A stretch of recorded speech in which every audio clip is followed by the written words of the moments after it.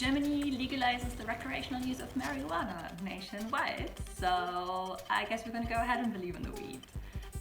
The state of Germany joins only a handful of countries that have done so on a global scale, just behind Canada, Uruguay, Georgia, Mexico, South Africa and the Netherlands.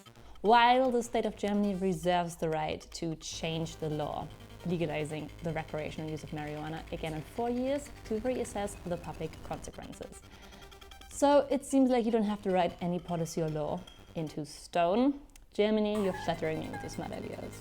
While unrelated, but still important, the Ukrainian head of state warns about a possible Russian invasion by the 1st or the 2nd of December, as Russian troops have moved to the Ukrainian borders again. And I have nothing adequate to say about the possibility of war, but that I'm very happy to not be in Ukraine right now. While Turkish citizens are protesting again on the street and asking again for Erdogan to please step down, as the Turkish lira plummets and they're losing their purchasing power, as well as production has stopped in parts of the country.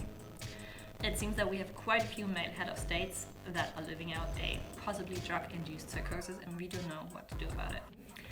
But I guess with this good news, we're gonna go ahead and believe in the weed. You know, while legalizing the recreational use of marijuana to boosting your country's tax income does not mean you live in a country where you have unbiased media or that your country thinks racism is wrong. As the good old FDP, you know, that campaigned on free trade, or actually restrictionless free trade, as we have gotten used to our blue jeans from the US and our pasta from Italy, the FDP will stem our Minister of Finance, which means that we will hold on to very simple, very dumb monetary economics that evolves around keeping a black zero of Germany and keeping hundreds of millions of people living in desperate poverty worldwide, because it is the smartest monetary economics we can come up with, and the value of your currency is really important. While the SPD, the political party that will stamp our new head of state, Olaf Scholz, white guy in his 60s, who has approved torture methods in the past, you know, to crack down on drug dealers, will stamp our Minister for Inner Security. Don't I feel cuddled warmly within my human rights abusing safety in Germany? But I guess we're gonna go ahead and believe in the weed.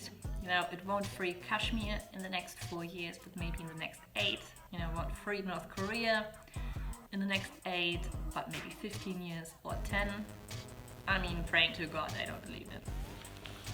So recreational marijuana use and buy, but only for fully vaccinated people. How about that as a marketing campaign or a little motivation? You know, if you firmly stand against vaccinations, tell me your parents do not think the same. Otherwise, I do not believe that you can think for yourself. As the pandemic has infected 256 million people worldwide and it closed borders, schools and kindergartens, and yet it took over 5 million people's lives.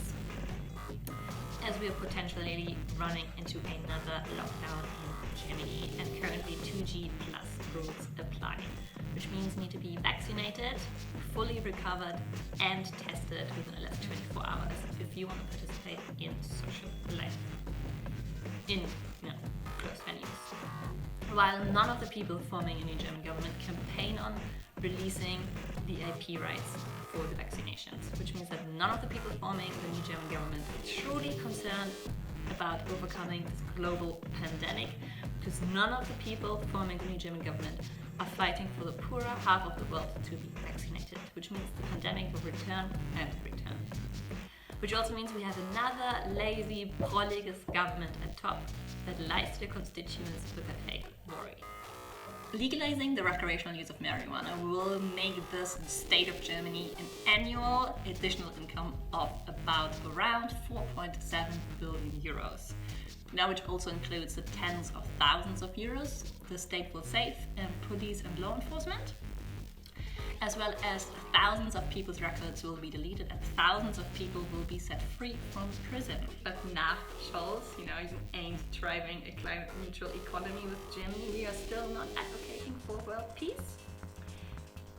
We won't stop Deutsche Bahn laying rails through the Mexican rainforest.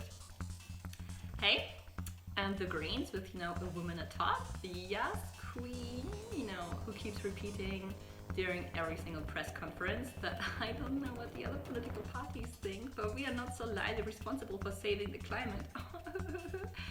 You're so fucking funny. Well, the Greens do not advocate for world poverty reduction anywhere in their party or election program, and have agreed to, on a local level, to increase the amount of prison cells to have hold more people before deporting them out of Germany and back to their home state. Deportations from Germany have risen again after a downturn during the pandemic. In the first 6 months of 2021, Germany has deported back to their home countries 5,688 people. That's how specific the number is, 5,688 people. 15% of these were minors, so 904 minors were deported out of Germany in the first 6 months of 2021. Germany announced a suspension of deportations to Afghanistan as the Taliban took over, yet resumed deportations back to Afghanistan in December 2020. Oops.